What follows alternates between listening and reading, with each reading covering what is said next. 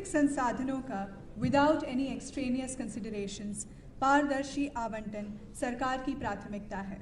इसी विषय पर प्रस्तुतिकरण करने के लिए मैं आमंत्रित करती हूं श्री हिमांशु शुक्ला को, जिनकी परियोजना का शीर्षक है national mineral exploration policy attracting private players.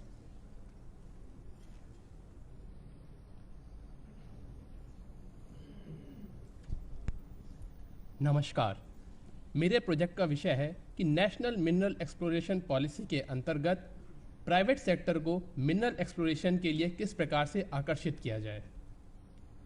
आज मिनरल एक्सप्लोरेशन के प्रोसेस को ब्रॉडली 3 हिस्सों में बांटा जा सकता है: ग्रांट ऑफ रिकॉग्नाइजेंस परमिट, उसके बाद प्रोस्पेक्टिंग लाइसेंस और finally mining lease. First come first serve policy के अंतर्गत यह तीनों एक दूसरे से जुड़े हुए थे। अगर किसी को रिकॉग्नाइजेंस परमिट मिलता था तो उसको प्रोस्पेक्टिंग लाइसेंस मिलने का एक प्रेफर्ड राइट होता था।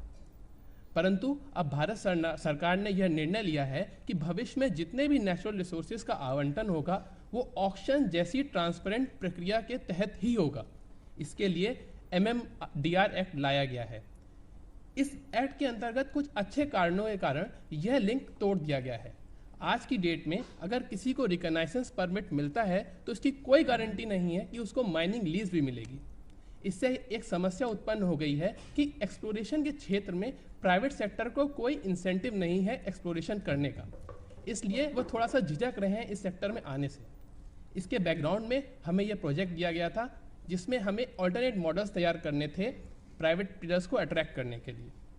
हमने इस विषय का गहन अध्ययन किया, कई देशों के मॉडल्स को पढ़ा, सरकारी और निजी संस्थाओं से बातचीत करी और उसके बेसिस पे एक बास्केट ऑफ इंसेंटिव्स तैयार किया।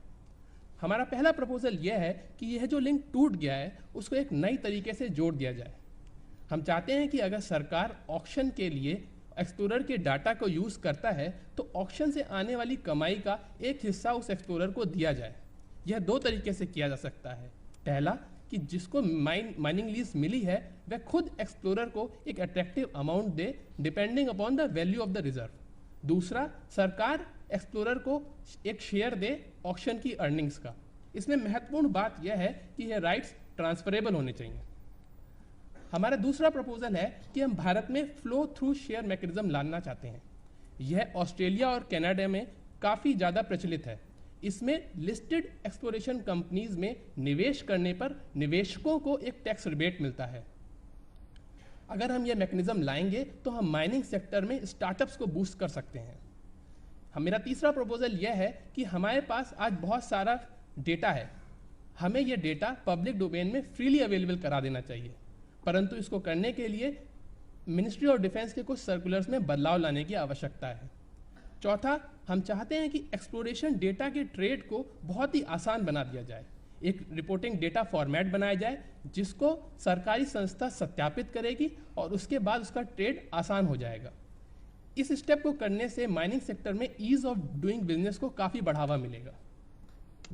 इसके बाद हम चाहते हैं कि जो परमिट फीस ली जाती है उसके लिए स्लाइडिंग स्केल तैयार किया जाए। इसमें यह ध्यान दिया जाए कि अगर जोग्राफिकल एरिया टफ है, वहाँ एक्सप्लोरेशन करना टफ है, तो वहाँ फीस कम हो और काइंड ऑफ मिनरल्स और बाकी फैक्टर्स को भी ध्यान में रखा जाए। सर्वे और एक्सप्लोरेशन को अब negative list of service tax में डालने का टाइम आ गया।